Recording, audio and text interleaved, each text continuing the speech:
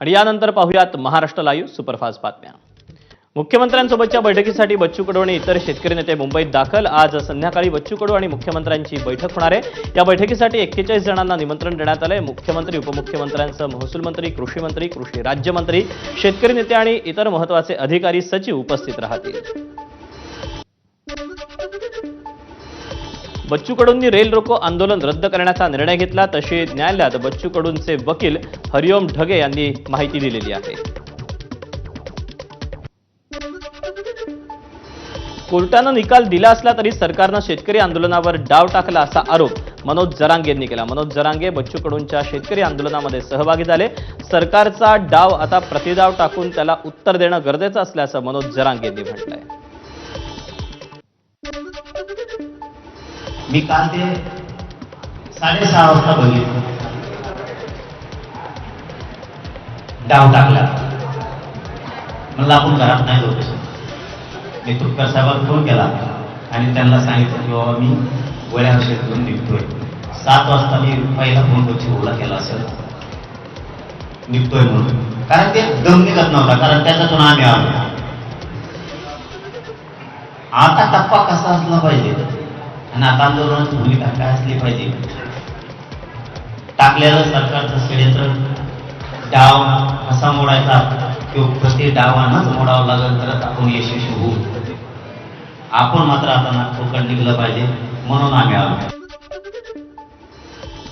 बच्चू कडू यांच्यासोबतचे आंदोलक न्यायालयाच्या निर्देशानुसार महामार्गावरील ठिय्या आंदोलन संपवून परसोडीच्या मैदानात स्थिरावले। मात्र काल रात्रीपासून सुरू असलेल्या पावसाच्या रिपरिपीमुळे मैदानावर मोठ्या प्रमाणात चिखल झालाय।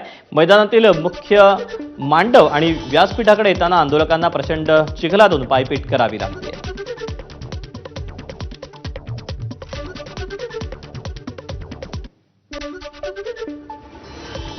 महाविकास आघाडी आणि मनसे नेत्यांची मुंबईतल्या यशवंतराव चव्हाण सेंटर इथे बैठक झाली।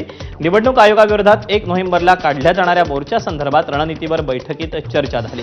बैठकीला उद्धव ठाकरे, राज ठाकरेंसह इतरही नेते उपस्थित होते। महाविकास आघाडी आणि मनसेच्या बैठकीला काँग्रेसच्या बड्या नेत्यांनी गैरहजेरी लावली। प्रदेशाध्यक्ष हर्षवर्धन सकपाळ, वर्षा गायकवाड, बाळासाहेब थोरात हे बैठकीला नव्हते। काँग्रेसच्या वतीनं सचिन सावंत आणि नसीम खान हे बैठकीला उपस्थित होते। धाराशिव शहरातील रस्ते विकास निधीचा वाद हा पुन्हा एकदा पेटलाय। शहरात वादग्रस्त बॅनरबाजी सुरू झाली आहे। पालकमंत्री प्रताप सरनाईक आणि भाजपचे आमदार राणा जगजितसिंग पाटील यांच्या वादात आता ठाकरेंचे खासदार ओमराजे निंबाळकरांनीही अप्रत्यक्ष टोलेबाजी करायला सुरुवात केली। पक्षप्रवेश करतो असं सांगून पालकमंत्र्यांकडे भीक मागून धाराशिवचा विकास निधी थांबवण्याचा प्रयत्न करणारा हीच तुझी लायकी असा मजकूर असलेले बॅनर झळकले। हे बॅनर भाजप आणि राणा जगजितसिंगांच्या कार्यकर्त्यांनी लावल्याची चर्चा आहे। 18 महिन्यापासून स्थगिती असलेल्या 170 कोटीच्या कामाची 2 दिवसांपूर्वी आमदार राणा जगजितसिंग पाटील यांनी स्थगिती उठवली होती। त्यावर पालकमंत्री सरनाईकांनी 2 दिवसात नगरविकास खात्याकडून पुन्हा स्थगिती आणली होती।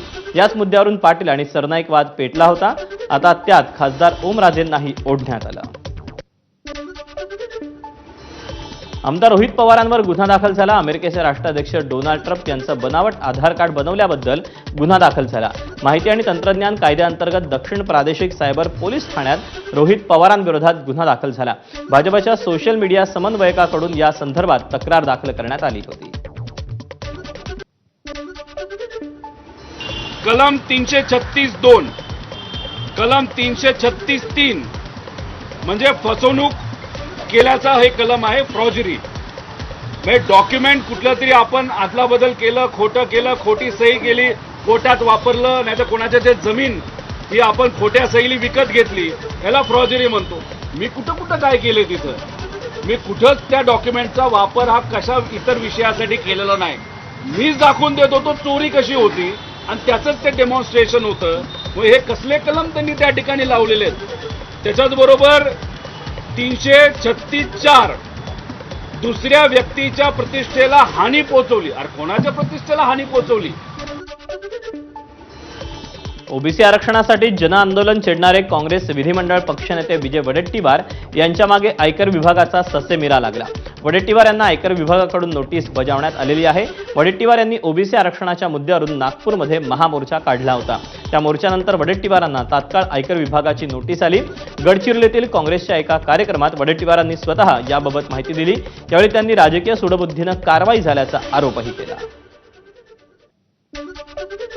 सांगतो सुरेश भाऊ, 10 तारखेला मोर्चा होता आणि 9 तारखेला इन्कम टॅक्सची नोटीस आहे. अरे हम डरने वाले नहीं है. क्या कर लोगे रे तुम? हम छाती आयुष्यात जे काही उभं झालोय ते आम्ही संघर्षातून दादा उभे झालेली माणसं. तो संघर्ष आम्ही केलाय. या जिल्ह्यातील प्रत्येक माणसाला माहित आहे, इथल्या मातीला माहित आहे, इथल्या दगडाला माहित आहे, इथल्या झाडाला माहित आहे की आम्ही जो संघर्ष करून उभे झालो ते वडेट्टीवारांनी केलेला संघर्ष सगळ्या जनतेला माहिती. त्यामुळे हम कभी किसी को बाप को डरने वाले. आगामी स्थानिक स्वराज्य संस्थांच्या निवडणुकांपूर्वी काँग्रेस ठाकरे गटात वादाची ठिणगी पडली. ठाकरेंच्या शिवसेनेचे उपनेते शरद कोळी यांनी खासदार प्रणिती शिंदेंचा चिल्लर म्हणून उल्लेख केला. विधानसभा निवडणुकीत गद्दारी करणाऱ्या प्रणिती शिंदेंसोबत आम्ही युती करणार नाही असं प्रणिती शिंदेंनी म्हटलं. आघाडी तुटली तरी चालेल, पण प्रणिती शिंदेंचं नेतृत्व आम्हाला मान्य नाही असं त्यांनी म्हटलं आहे. शिवसेना उद्धव बाळासाहेब ठाकरे साहेबांच्या जीवावर जी आज खासदार झाली प्रणितताई शिंदे आमच्यासाठी चिल्लर आहे, चिल्लर. आणि अशा सोबत आम्ही युती करणार नाही. त्याचं कारण आहे, प्रणितताई शिंदे यांनी महाविकास आघाडीचा धर्म पाळलेला नाही. प्रणितताई शिंदे यांनी महाविकास आघाडीचा चिखल केला, मातीत घातली आणि चक्क भाजपचा उमेदवार निवडून यावा म्हणून दुसऱ्या उमेदवाराला त्यांनी मदत केली, पाठिंबा दिला आणि आमचा शिवसेना उद्धव बाळासाहेब ठाकरेचा उमेदवार त्यांनी पाडलाय. त्यामुळं या काही जरी झालं तर प्रणितताई शिंदे सोबत आम्ही युती करणार नाही म्हणजे करणार नाही. या बातम्यांसोबत बुलेटिनमध्ये वेळ झाली छोट्याशा ब्रेकची. पाहत रहा महाराष्ट्र लाईव्ह.